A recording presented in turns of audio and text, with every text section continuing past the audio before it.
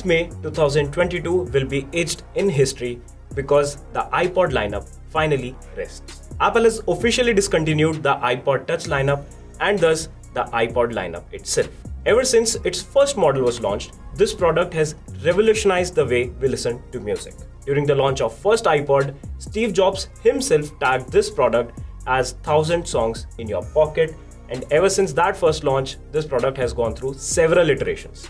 Firstly, Apple launched iPod Classic that featured a scroll wheel, a 10-hour battery life, and of course, capacity to store 1000 songs. And right after its launch, the portability and convenience of this product made it an instant hit. And this is why this product kept on evolving. Apple later launched iPod Mini, which introduced the click wheel, after which came Nano, then Shuffle, and finally the one that I'm holding in my hand, iPod Touch. And without a doubt, this product helped to set a new era for Apple.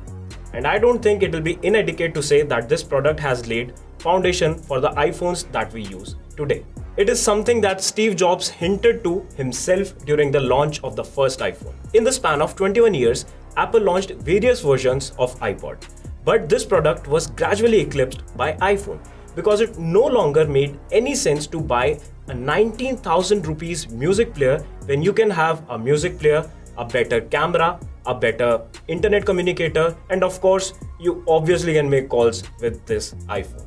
And this was exactly where the downfall of iPod started. The company stopped making iPod Classic in 2014, and in 2017, Apple stopped making the smallest music players, iPod Nano and iPod Shuffle. And now the iPod Touch, the closest and the cheapest alternative to your iPhone that was last updated in 2019, is now being officially discontinued.